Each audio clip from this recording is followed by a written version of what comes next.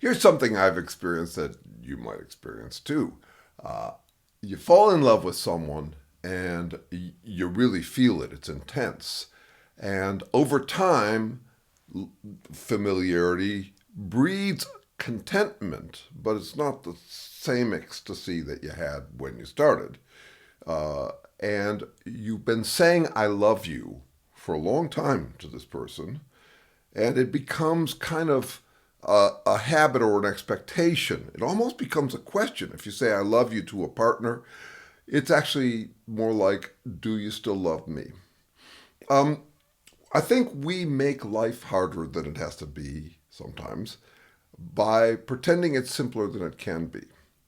We think of a love relationship as two people becoming one. Sometimes, at least that's a romantic assumption about what it is.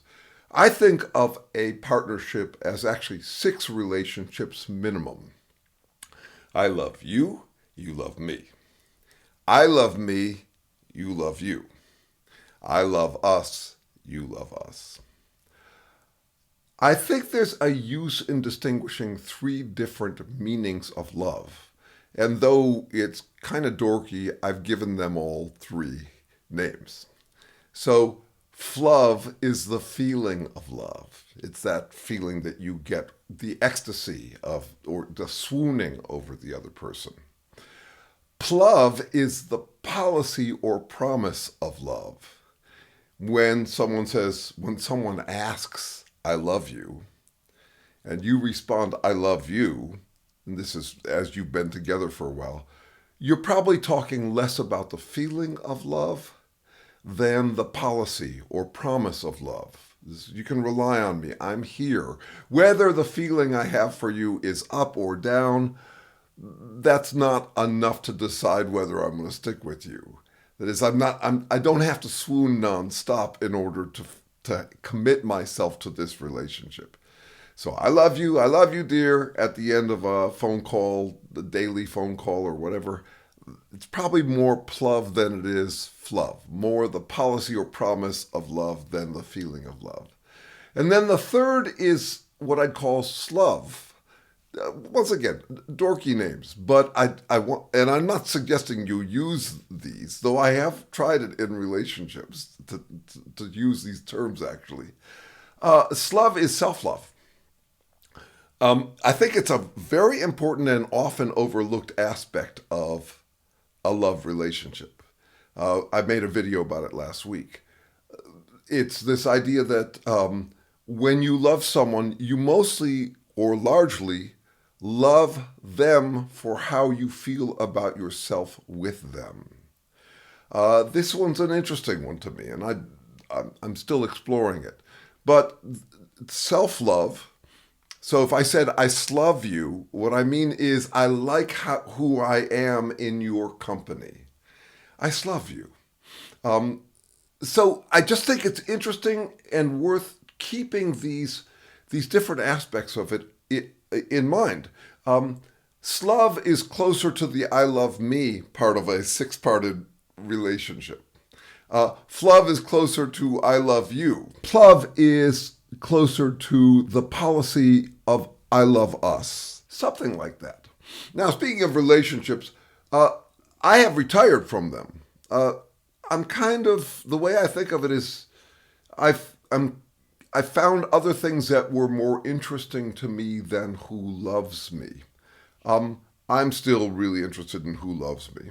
You know, when my subscribers go up, I feel a bump, and when subscribers go down, I feel a gap. I don't think I'll ever get over that.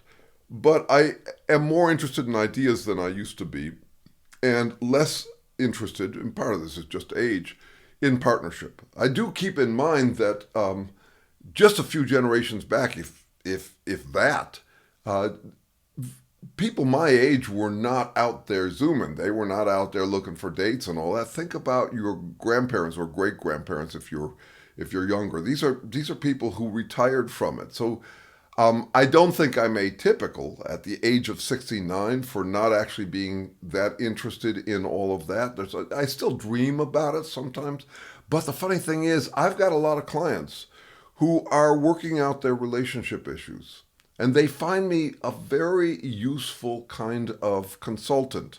I'm not a clinical psychologist. I haven't done that training. And I wouldn't really want to. I'm working psychology from a different angle, from the origins of life and from the advent of language in humans. I am not a pep talk coach, and I am not a deep dive psychoanalyst or psychotherapist or clinical psychologist. I'm also not a taxonomist. That is, I'm not a clinical diagnoser of different kind of treatments. I'm a strategic consultant on psychological matters. And I have clients who are very drawn to my approach. Many of them have tried psychotherapy and found it inefficient or impractical, too prone to theoretical tentativeness, the deep dive, the endless exploration. By the way, I've had quite a bit of that myself. I had 10 years of Freudian analysis starting at age 8. I did 5 years then, and then 5 years later in my 30s, 4 days a week. Pretty intense.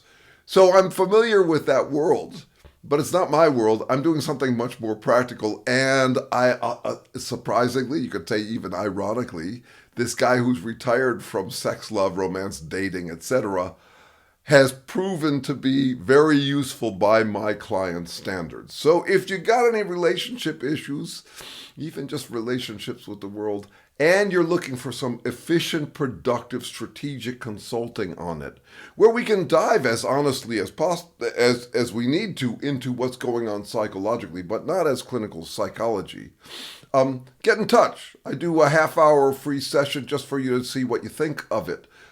If you found my videos useful and want some application to your everyday life, feel free to get in touch. All right?